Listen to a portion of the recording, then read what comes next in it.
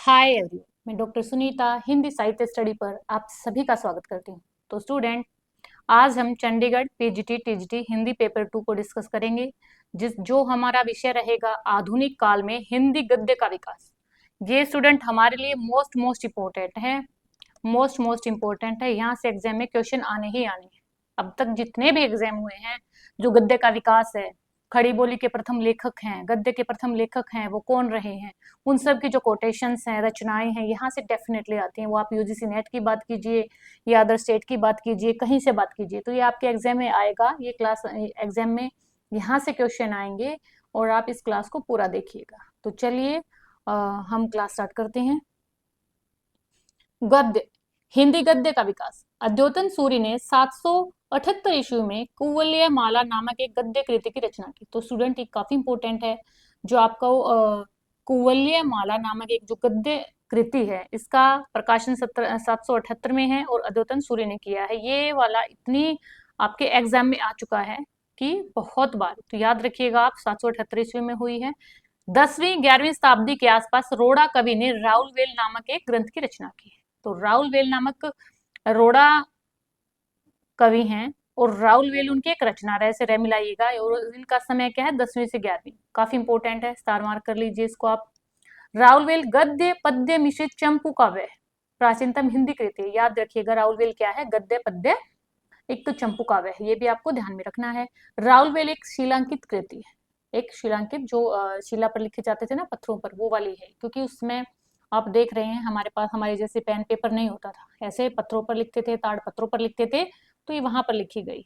हिंदी साहित्य में नक्सिक वर्णन की श्रृंगार परंपरा का आरंभ राउलवेल से ही माना जाता है। राउलवेल में हिंदी की 7 बोलियों के शब्द मिलते हैं, जिसमें राजस्थानी प्रधान है। उक्ति व्यक्ति प्रकरण हिंदी का प्रथम गद्य का ग्रंथ, मोस्ट इंपोर्टेंट है स्टूडेंट, यहाँ से क्वेश्चन आया हुआ है और आएगा भी। उक्ति व्यक्ति प्रकरण हिंदी का प्रथम गद्य ग्रंथ है। उक्ति व्यक्ति प्रकरण की रचना किसने की है? गोविंद चंद्र के सभापति हैं पंडित दामोदर शर्मा। याद रखिए, पंडित दामोदर शर्मा ने 12वीं शताब्दी में उक्ति व्यक्ति प्रकरण की रचना की है। और यह क्या है, एक व्याकरण ग्रंथ है, इंपोर्टेंट। ये जो है हमने आपको पूरी स्लाइड प्रोवाइड की, ये मोस्ट इंपोर्टेंट है। अपनी कॉपी में कहीं एक छोटे छोटे नोट्स बना के लिख लीजिए, क्योंकि एग्जाम टाइम में रिवीजन में इजी रहेगा। काफी इंपोर्टेंट चीज है, ये ध्यान में रखिएगा आप। वर्ण रत्नाकर मैथिल कवि ज्योतिश्वर ठाकुर की रचना है, इंपोर्टेंट है। वर्ण रत्नाकर मैथिली हिंदी में रचित गद्य की प्रथम रचना है। वर्ण रत्नात्मक का ढांचा विश्वकोशात्मक है, इंपोर्टेंट है ये। वस्तुतः साहित्यिक हिंदी गद्य का क्रमबद्ध इतिहास कहाँ से स्टार्ट होता है? 19वीं शताब्दी से। आधुनिक काल या 19वीं सदी के पूर्व हिंदी गद्य के 3 रूप थे। कौन कौन से थे? राजस्थानी गद्य, क्योंकि हम जानते हैं हिंदी की शुरुआत राजस्थानी गद्य से होती है। ब्रिज भाषा का गद्य और खड़ी बोली का गद्य। हिंदी गद्य के तीनों रूपों में राजस्थानी गद्य प्राचीनतम माना जाता है। राजस्थानी गद्य की प्रमुख रचनाएं और लेखक देखिएगा। धनपाल कथा है ना, धनपाल 14वीं सदी की है, लेखक अभी नहीं दिए हैं। तत्व विचार भी 14वीं सदी की है। पृथ्वी चंद्र चरित्र या वाग्विलास 1421 में माणिक्य चंद्र सूरी की है। आचार्य शुक्ल ने ब्रज भाषा गद्य का सूत्रपात 1400 ईस्वी से माना, 1343 से माना, ये हम पढ़ चुके हैं। गद्य का सूत्रपात 1343 से मानते हैं। आचार्य शुक्ल के अनुसार ब्रज भाषा गद्य का सर्वप्रथम प्रयोग किसने किसने किया? गोरखपंथियों ने किया है 14वीं सदी के आसपास। वल्लभाचार्य के पुत्र कौन है? विठलनाथ। इनकी ब्रज भाषा गद्य की रचना क्या है? श्रृंगार रस मंडन, इंपोर्टेंट है। श्रृंगार रस मंडन किसकी रचना है? विठलनाथ की। विठलनाथ की एक रचना है यमुनाष्टक और नवरत्न सटीक। 84 वैष्णव की वार्ता, स्टार मार्क कर लीजिए। एक भी एग्जाम ऐसा नहीं है जहां से ये वाली रचना नहीं पूछी गई हो। या 252 वैष्णव की वार्ता, इसके भी पूछने के 100% चांस है। 84 वैष्णव की वार्ता या 252 वैष्णव की वार्ता, इसके रचनाकार कौन है? विठलनाथ के पुत्र कौन है? गोसाई गोकुलनाथ।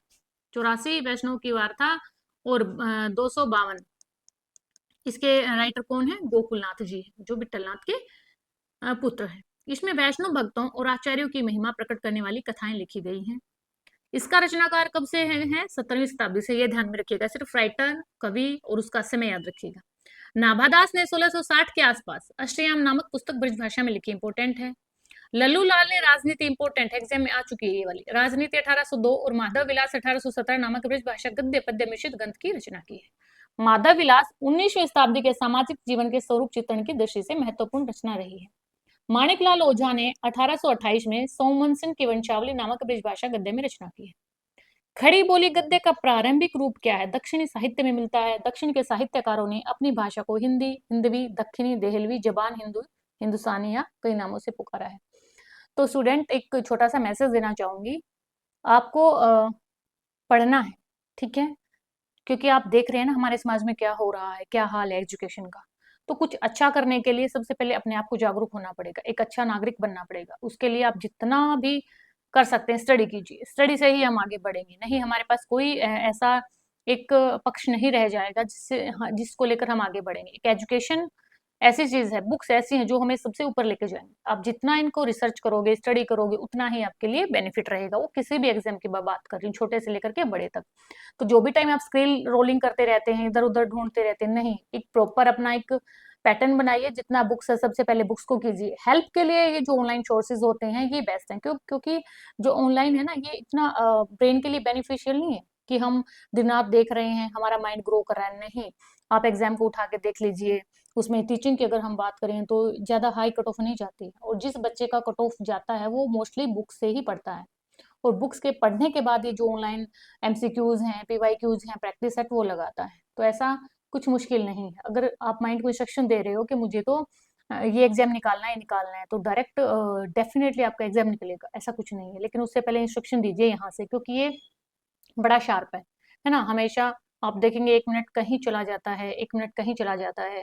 जब आप प्रॉपर वे से अपनी प्रिपरेशन कर रहे हैं, इसको इंस्ट्रक्शन देंगे तो ये 1-2 बार वापस आपकी सुनेगा और अच्छे से पढ़ेगा। ठीक है? तो पढ़ना कोई बुराई नहीं है, पढ़िए, जहां से आपको सोर्स मिल रहा है वहां से पढ़िए, बस पढ़ते रहिए, आगे बढ़िए। अपना मोटिव है जो उसे अचीव कीजिए। दक्षिणी हिंदी के प्रथम गद्य लेखक कौन है? ख्वाजा बंदा नेवाज गेसुद्राज, 1318 से 1422 ईस्वी तक इनको माना गया है। ख्वाजा बंदा नेवाज गेसुद्राज की प्रसिद्ध रचना है मिराजुल आस्किन। बस ये ध्यान रखिएगा, मिराजुल आस्किन रचना दक्षिण गद्य की प्रथम पुस्तक है। इसकी अन्य कृतियां देखिए, शिकारनामा, तलावतुल वजूद, हिदायतनामा, रिशाला, सहवाराया, बारहमासा। मिराजुल आस्किन में सूफी धर्म का उपदेश है। मुल्लावजी ने 1635 में सबरस नामक ग्रंथ की रचना की। एक बार आया है आपके नेट में, काफी साल पुराना है। मुल्ला वजी ने 1635 में सबरस नामक ग्रंथ की रचना की है। सबरस को उर्दू साहित्य की प्रथम गद्य रचना माना है। आचार्य शुक्ल ने खड़ी बोली गद्य का प्रारंभ कहाँ से मानते हैं? अकबर के समय में गंग कवि द्वारा रचित चंद छंद वर्णन की महिमा। जितने आपको स्टार देने हैं स्टार दे लीजिए, क्योंकि काफी इंपोर्टेंट है। चंद छंद वर्णन की महिमा को रामचंद्र शुक्ल ने खड़ी बोली का गद्य का प्रारंभ माना है। यहाँ से चंद छंद वर्णन की महिमा को George Grayson, R.W.G. Fraser, Nalini Mohan, Sanyal प्रभृति विद्वान आधुनिक साहित्य खड़ी बोली का आविष्कार सर्वप्रथम गिलक्राइस्ट की अध्यक्षता में लल्लू लाल और सदल मिश्र को बताते हैं। 1818 संवत। और अगर ईस्वी की बात करें तो 1761 में दौलत राम ने हरिशेणाचार्य कृत जैन पदम पुराण का भाषानुवाद किया। इंपोर्टेंट है, एग्जाम में आपके आ चुका है। सीधी रचना पूछी गई, राइटर पूछा गया, जैन पदम पुराण। दौलत मतलब दौलत क्या है? पद पैरों में पड़ी रहती है, ऐसे एक कनेक्शन बना लीजिए। जैन पदम पुराण 1761 में दौलत राम की रचना है। आचार्य शुक्ल ने 1798 या 1741 में रचित भाषा योग वासिष्ठ को परिमार्जित गद्य की प्रथम पुस्तक और राम प्रसाद निरंजनी को प्रथम प्रौढ़ गद्य लेखक स्वीकार किया। इंपोर्टेंट है, काफी इंपोर्टेंट है। कौन है राइटर, कौन है? राम प्रसाद निरंजनी। रचना कौन सी है? भाषा योग वासिष्ठ मिलेगा, भाषा योग वासिष्ठ 1741 ईस्वी में। भाषा योग वासिष्ठ की मूलतः भाषा क्या है? पंजाबी ब्रजभाषा मिश्रित खड़ी बोली है। मुंशी सदा सुखलाल ने खड़ी बोली में सुख सागर की रचना की और विष्णु पुराण के आधार पर। इंपोर्टेंट है, सदा सुखलाल ने किसकी रचना की? सुख सागर की रचना की है। खड़ी बोली गद्य को एक साथ आगे बढ़ाने वाले 4 महानुभाव कौन थे? मुंशी सदा सुखलाल नियाज, सैयद इंशाअल्लाह खां, लल्लू लाल और सदल मिश्र। ये इंपोर्टेंट है आपके। मुंशी सदा सुखलाल नियाज और इंशा अल्लाह खां, इन दोनों का संबंध कहां से है? फोर्ट विलियम कॉलेज से है। कॉलेज से नहीं था, सॉरी, इसका है, ये नहीं था। किसका? सदा सुखलाल का और इंशाअल्लाह का। मुंशी सदा सुखलाल ने लिखा, इंपोर्टेंट है, रस्मो रिवाज भाषा का भाका का दुनिया से उठ गया। उस समय यही लैंग्वेज यूज होती थी। तो किसने लिखा है? रस्मो रिवाज भाका का दुनिया से उठ गया है, मुंशी सदा सुखलाल ने। लल्लू लाल और सदल मिश्र दोनों ही फोर्ट विलियम कॉलेज के पराध्यापक थे। ध्यान में रखिए, लल्लू लाल और सदल मिश्र दो हैं, एक लल्लू, एक लाल, एक सदल है, एक मिश्र है। ये दोनों फोर्ट विलियम कॉलेज से थे। लेकिन मुंशी सदा सुखलाल नियाज और इंशाअल्लाह खां, ये थोड़े बड़े नेम हैं तो कॉलेज में नहीं थे, मीन्स याद करने का तरीका है। और लल्लू लाल और सदल मिश्र दोनों क्या थे? विलियम कॉलेज के प्राध्यापक थे। मुंशी सदा सुखलाल नियाज की प्रमुख रचना कौन सी है? सुख सागर है और मुंतखबुत वारिक है। इंशा अल्लाह खान ने रानी केतकी की कहानी की रचना 1758-98 से 1803 ईस्वी के मध्य की। इंपॉर्टेंट है, काफी इंपॉर्टेंट है। इंशा अल्लाह खान ने रानी केतकी की कहानी की रचना की है। किसने? इंशा अल्लाह खान ने की। इंपॉर्टेंट है। रानी केतकी की कहानी को उदय भानचरित नाम से भी जाना जाता है। इंपॉर्टेंट है। उदय भानचरित जो रचना है वो किसकी कहानी को माना जाता है? रानी केतकी की कहानी को। रानी केतकी की कहानी से सबसे पहले खड़ी बोली गद्य साहित्य में लौकिक श्रृंगार में प्रेमाख्यान परंपरा का सूत्रपात होता है। इंशा अल्लाह खां अपनी भाषा नीति की घोषणा निम्न शब्दों में की है कि यह वह कहानी है जिसमें हिंदी छूट और न किसी बोली का मेल और पुट है। इंपॉर्टेंट है, ध्यान रखिएगा। शैली की दृष्टि से रानी केतकी की कहानी क्या है? हास्य प्रधान। इंशा अल्लाह खां की भाषा कैसी है? इंपॉर्टेंट है। चटकीली, मटकीली, अलंकृत, किस्सा गोई शैली और मुहावरेदार और चलती है। इंपॉर्टेंट है, बहुत बार एग्जाम में आ चुका है यहाँ से। तो आज की जो क्लास है स्टूडेंट वो काफी इंपॉर्टेंट है, काफी इंपॉर्टेंट। आप इसको एक बार पढ़ोगे, देखोगे तो आपको डायरेक्ट एग्जाम में यहाँ से क्वेश्चंस देखने को मिलेंगे। रानी केतकी की कहानी हिंदी की पहली मौलिक लिखित गद्य कथा है। इंशा ने अपनी भाषा को 3 प्रकार के शब्दों से मुक्त रखने की प्रतिज्ञा की है। कौन कौन से? बाहर की बोली अर्थात अरबी, फारसी, तुर्की वो अपनी बोली में नहीं रखेंगे। गंवारी अर्थात ब्रिज, अवधी आदि, और भाकापन अर्थात संस्कृत के शब्दों का मेल भी इन्होंने अपनी भाषा में ऐसे रखने को कहा है। लल्लू लाल ने कितनी पुस्तकें लिखी हैं? 11 पुस्तकें लिखी हैं। सिंहासन बत्तीसी मोस्ट इंपोर्टेंट 1801, बैताल पच्चीसी 1801, शकुंतला नाटक 1810 ये आपका आ चुका है। माधोनल 1801, राजनीति 1802, प्रेम सागर इंपोर्टेंट 1810, लतायफी हिंदी 1810, ब्रिज भाषा व्याकरण 1811, सभा विलास 1815, माधव विलास 1817 और लाल चंद्रिका 1818। इंपोर्टेंट है, लाल चंद्रिका आपको एग्जाम में बहुत बार पूछा गया है। लल्लू लाल का ब्रिज भाषा व्याकरण ही इनकी मौलिक रचना है। लल्लू लाल की जो राजनीति है, माधव विलास है, लाल चंद्रिका है, ब्रिज भाषा गद्य में है तथा शेष रचनाएं खड़ी बोली गद्य में है। लल्लू लाल ने 1802 में राजनीति के नाम से हितोपदेश की कहानियों का ब्रिज भाषा गद्य में अनुवाद किया है। लल्लू लाल की वे रचनाएं जो अन्य लेखक की रचना का आधार लेकर लिखी गई हैं वो निम्न प्रकार से हैं। जैसे प्रेम सागर और नागरी दशम का इन्होंने कहां से आधार लिया? चित्रभुज मिश्र के जो भागवत पुराण के दसम स्कंद के ब्रिज भाषा अनुवाद का खड़ी बोली में उन्होंने अनुवाद किया है। लाल चंद्रिका की टीका कहां से की है? बिहारी सतसई की टीका से। सिंहासन बत्तीसी काजिम अली की सहायता से सुंदरदास के ब्रिज भाषा अनुवाद का हिंदुस्तानी रूपांतरण इन्होंने किया है। बैताल पच्चीसी की शिवदास रचित संस्कृत रचना के सूरती मिश्र कृत ब्रिज भाषा अनुवाद का मजहर अली के साथ लिखित खड़ी बोली में रूपांतर इन्होंने यहाँ किया है। लतायफी हिंदी खड़ी बोली, ब्रिज और हिंदुस्तानी की 100 लघु कथाओं का संग्रह है। माधव विलास ब्रिज भाषा में लिखा एक चंपू काव्य है। भाषा कायदा ब्रिज भाषा व्याकरण है। लल्लू लाल ने उर्दू को यामिनी भाषा का इंपोर्टेंट है। इन्होंने प्रेम सागर की रचना करते समय यामिनी भाषा को छोड़ने की बात कही है। आचार्य शुक्ल ने लिखा है लल्लू लाल की जो भाषा है कृष्णोपासक व्यासों की सी ब्रिजंजित खड़ी बोली है। इंपोर्टेंट है। जो रामचंद्र के शुक्ल आते हैं इनको आप प्लीज प्लीज नोट डाउन कर लीजिए। लल्लू लाल ने लतायफ हिंदी को बेजुबान ई रेखता कहा है। सदल मिश्र बिहार के आरा जिले के निवासी हैं। सदल मिश्र की रचनाएं देखिए, चंद्रावली या नासिक के तो पाठ्यान इंपोर्टेंट एग्जाम में आ चुकी है 1803, रामचरित 1806 और हिंदी पर्शियन वोकेबुलरी 1809। सदल मिश्र ने चंद्रावली या नासिक के तो पाठ्यान, ये इनके नेम है दोनों के सेम। इनकी रचना यजुर्वेद के आधार पर कठोपनिषद में वर्णित नचिकेता की कथा को आधार बनाकर गद्य में लिखी है। सदल मिश्र ने रामचरित्र की रचना आध्यात्म रामायण के आधार पर की है। सदल मिश्र की भाषा क्या है? पूर्वीपन लिए हुए व्यावहारिक खड़ी बोली है। महत्व की दृष्टि से डॉक्टर श्याम सुंदर दास ने हिंदी गद्य के प्रारंभिक आचार्यों को कैसे रखा है? सबसे पहले इंशा अल्लाह खां कहाँ के निवासी हैं? पहले दिल्ली में, बाद में लखनऊ। सदल मिश्र का बिहार, जिला आरा, स्थान शाहाबाद, घोड़िया। लल्लू लाल निवास आगरा, सदासुखलाल निवास दिल्ली।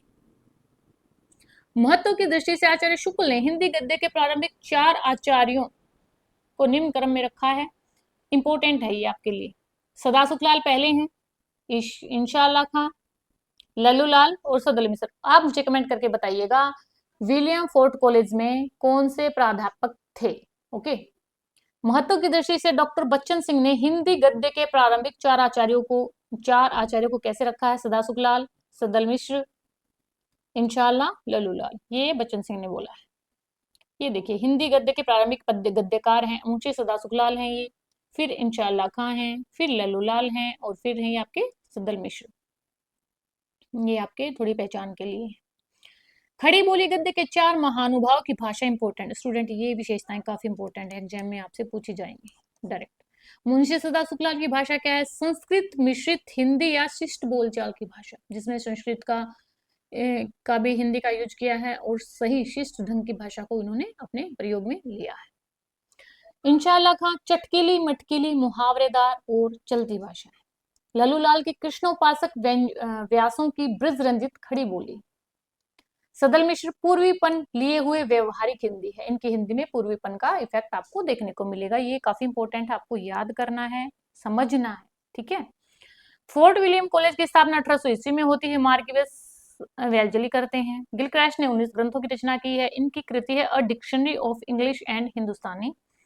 गिलक्रास्ट ने अपनी पुस्तक a grammar of the Hindustani language में हिंदी, उर्दू, रेखता और हिंदुस्तानी को समानार्थी माना है। गिलक्रास्ट खड़ी बोली की 3 शैलियां मानते हैं: दरबारी या फारसी शैली, हिंदुस्तानी शैली और हिंदवी शैली। कलकत्ता स्कूल बुक सोसाइटी की स्थापना 1817 में होती है। आगरा स्कूल बुक सोसाइटी की स्थापना 1833 में होती है। विलियम केरी ने बाइबल का हिंदी अनुवाद 1809 में नए धर्म नियम शीर्षक से किया। 1809 में हेनरी मार्टी ने बाइबल का हिंदी उर्दू दोनों भाषा में अनुवाद किया है। स्वामी दयानंद सरस्वती ने 1874 में सत्यार्थ प्रकाश की रचना खड़ी बोली हिंदी गद्य में की। इंपॉर्टेंट है, इंपॉर्टेंट, बहुत बार आ चुका है एग्जाम में आपका। पंडित मदन मोहन मालवीय के अथक प्रयत्न से 1900 ईस्वी में कचहरियों में नागरिक की प्रतिष्ठा होती है। दयानंद किरनाई हिंदी को आर्य भाषा कहते हैं। इंपॉर्टेंट है। हिंदी भाषा की प्रथम पत्रिका इंपॉर्टेंट है स्टूडेंट, स्टार मार्क कर लीजिए। स्टार मार्क, एक भी ऐसा एग्जाम नहीं है जहां आपको मैं 5 स्टार दे रही हूँ इसको, आप अपनी मर्जी से देना कितने स्टार हैं, क्योंकि आप कोई भी एग्जाम उठा के देखिएगा ये वाला क्वेश्चन आपको मिलेगा ही मिलेगा। उद्दंड मार्तंड का प्रकाशन 30 मई 1826 को कानपुर के निवासी पंडित जुगल किशोर के संपादकत्व में होता है। उद्दंड मार्तंड साप्ताहिक पत्रिका थी जो कलकत्ता से निकलती है। इनका सन याद करना है, इसके जो पत्रिका का जो प्रकाशन करते हैं वो याद करना है, कहाँ से निकलती है, और ये दैनिक है, मासिक है, साप्ताहिक है, कैसी पत्रिका, तीनों चारों चीजें बहुत अच्छे से कहीं कोने में लिख लीजिए क्योंकि एग्जाम में पूछी जाती है। उद्दंड मार्तन में खड़ी बोली का मध्य देशीय भाषा के नाम से उल्लेख किया गया है। उद्दंड मार्तन के प्रकाशन दिन को आधार मानकर 30 मई को ही राष्ट्रीय हिंदी पत्रकारिता दिवस मनाया जाता है। कलकत्ता से सन 1854 में हिंदी का पहला दैनिक पत्र समाचार सुधावर्षण श्याम सुंदर सेन के संपादकत्व में निकलता है। इंपॉर्टेंट है ये वाला। प्रारंभिक समय के कुछ समाचार पत्र हैं, संपादक हैं और वर्ष हैं, ये आपको स्टार मार्क कर लीजिए क्योंकि यहाँ से बहुत एग्जाम में क्वेश्चन बन चुके हैं। उद्दंड मार्तंड जुगल किशोर का 1826 में है, साप्ताहिक है और स्थान कलकत्ता है। बंगदूत किसकी है? राजा राम मोहन राय। इंपॉर्टेंट है ये वाली भी, ये वाली भी। 1829 साप्ताहिक है, कलकत्ता से निकलती है। प्रजामित्र है, 1834 में है, साप्ताहिक है, कलकत्ता से निकलती है। बनारस अखबार है राजा शिव प्रसाद सिंह का, 1845 में, साप्ताहिक और काशी से निकलती है। मार्तंड मोहम्मद नासिरुद्दीन 1846 में, साप्ताहिक है, कलकत्ता से निकलती है। मालवा अखबार प्रेम नारायण 1849 में, साप्ताहिक है, मालवा से निकलती है। सुधाकर बाबू तारा मोहन का 1850 में, साप्ताहिक है, काशी से इनका स्थान है निकलने का। बुद्धि प्रकाश इंपोर्टेंट है, मुंशी सदा सुखलाल का 1852 में है, साप्ताहिक है, आगरा से निकलती है। समाचार सुधा वर्षण है श्याम सुंदर सेन का 1854 में, दैनिक है, इंपोर्टेंट है, ये दैनिक है, ध्यान रखिए, बाकी सारी साप्ताहिक ये दैनिक है, कलकत्ता से निकलती है। प्रजा हितैषी इंपोर्टेंट है, बहुत बार एग्जाम में आ चुका है, आपका एचपीएससी में भी आ चुका है। राजा लक्ष्मण सिंह का है, 1855 में निकलती है और आगरा से है। यहाँ पे तो आप इंपोर्टेंट दे दीजिए क्योंकि काफी इंपोर्टेंट है इनकी।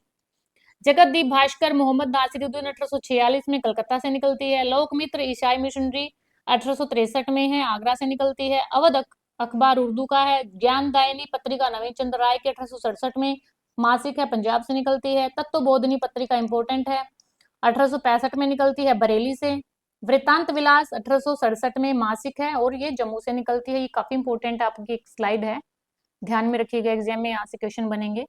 बंगदूत पत्रिका का प्रकाशन हिंदी के अतिरिक्त किस में होता है? अंग्रेजी में होता है, फारसी में होता है और बंगला में होता है। इंपोर्टेंट एग्जाम में आ चुका है। बंगदूत पत्रिका का पूछा कौन कौन सी भाषा में है? हिंदी में है, अंग्रेजी में है, फारसी में है, बंगला में, चारों भाषाएं पूछी गई, ध्यान रखिए। बनारस अखबार के विरोध में तारा मोहन मित्र ने सुधाकर पत्रिका का प्रकाशन किया।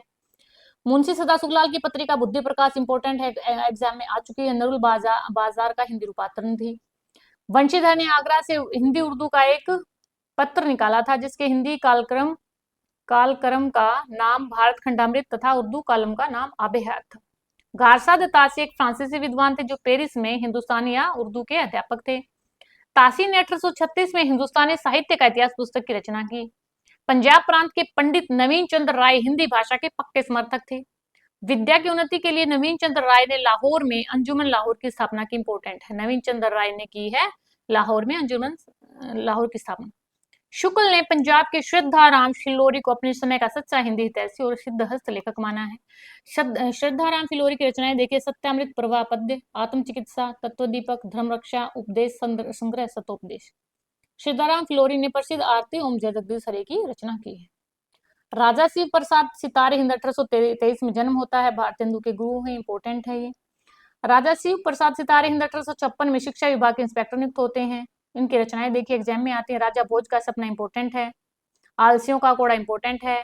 इतिहास तिमिर नाशक इंपोर्टेंट है, एग्जाम में आ चुकी। मानव धर्मसार, वीर सिंह का वृत्तांत, उपनिषद सार, भूगोल हस्तामलक, वामा मनोरंजन, वर्णमाला, स्वयंबोध, विद्यांकुर, भाषा का इतिहास, गुटका, हिंदुस्तान के पुराने राजाओं का हाल, सिखों का उदय और अस्त।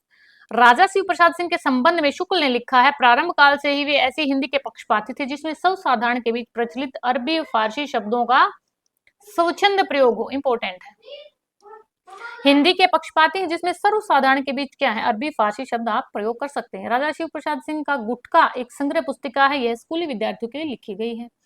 राजा लक्ष्मण सिंह 1826 में जन्म होता है, संस्कृत निष्ठ हिंदी के समर्थक हैं। इनकी रचनाएं देखिए आप, शकुंतला 1862 इंपोर्टेंट है, रघुवंश 1878 है और मेघदूत है 1882। इसमें क्या है, कालिदास के जो ग्रंथ हैं उनका अनुवाद है। राजा लक्ष्मण सिंह ने रघुवंश के गद्य अनुवाद के प्राकथन में लिखा, प्राकथन होता है जो स्टार्टिंग में लिखा जाता है। हमारे मत में, इंपोर्टेंट है, एग्जाम में बहुत बार आ चुका है ये वाला, हमारे मत में हिंदी और उर्दू दो बोली न्यारी न्यारी। क्या कहते हैं ये, हमारे मत में, कौन कहते हैं, राजा लक्ष्मण सिंह कहते हैं हमारे मत में हिंदी और उर्दू दो बोली न्यारी न्यारी है। हिंदी एक देश के हिंदू बोलते हैं और उर्दू यहाँ के मुसलमान और पारसी पढ़े हुए हिंदुओं की बोलचाल है। डायरेक्ट कोटेशन दी जाती है और पूछा जाता है इसका लिखने वाला कौन है, रचनाकार कौन है, या फिर इसके ये थॉट किसका है। भारत में वे सांस्कृतिक जागरण, धार्मिक और सामाजिक सुधार से संबंधित कुछ संस्थाएं हैं, इंपोर्टेंट है, इनको स्टार मार्क कर लीजिएगा आप। ब्रह्मा समाज की स्थापना 1828 में की है, किसने की है, राजाराम मोहन राय ने की है। तत्व बोधनी सभा की स्थापना 1839 में देवेंद्र नाथ ठाकुर ने की है। प्रार्थना समाज 1867 में केशव चंद्र सेन के सहयोग से राणा डे आत्माराम और देवेंद्र नाथ ने की है। वेद समाज की स्थापना 1867 में केशव चंद्र सेन ने की है। सत्य शोधक समाज 1873 में ज्योतिबा बाई फूले ने की है। आर्य समाज की स्थापना 1878 दयानंद सरस्वती, एग्जाम में आपके आ चुके हैं, ये वाला आ चुका है आपका, और राजाराम मोहन वाला आ चुका है, देवेंद्र ठाकुर वाला आ चुका है। और थियोसोफिकल सोसाइटी 1882 में ब्लाट वस्की और कर्नल अलकाट, ये आपका एग्जाम में आ चुका है। रामकृष्ण मिशन की स्थापना 1897 में स्वामी विवेकानंद ने की है, तो ये वाला आपका आ चुका है। तो ये था हमारा गद्य का विकास, कैसे गद्य का विकास होता है, कौन कौन के इसमें कवि हैं, कौन कौन सी उनकी रचनाएं हैं। तो स्टूडेंट ये आपका मोस्ट इम्पोर्टेंट है। आप जितनी बार चाहे इसे देख सकते हैं, और अगर आपको स्पीड ज्यादा लग रही है तो पॉज करके भी आप इसको देख सकते हैं। प्लीज आप एक नोट बना लीजिए छोटा सा, जिसमें छोटे से छोटे कीवर्ड डालिए, और डेफिनेटली आपको याद रहेगा। पिक्सल है, माइंड के हैं, सबका डिफरेंट होता है, बट ये कैच कर लेंगे। पढ़ते रहिए, आगे बढ़ते रहिए, और हाँ, मेरे इस चैनल को सब्सक्राइब कराना है भूलिए, क्योंकि ऐसे ही चंडीगढ़ पीजीटी टीजीटी के लिए जो हमारी सीरीज चली हुई है उसका नोटिफिकेशन आपको टाइम टू टाइम मिलता रहे।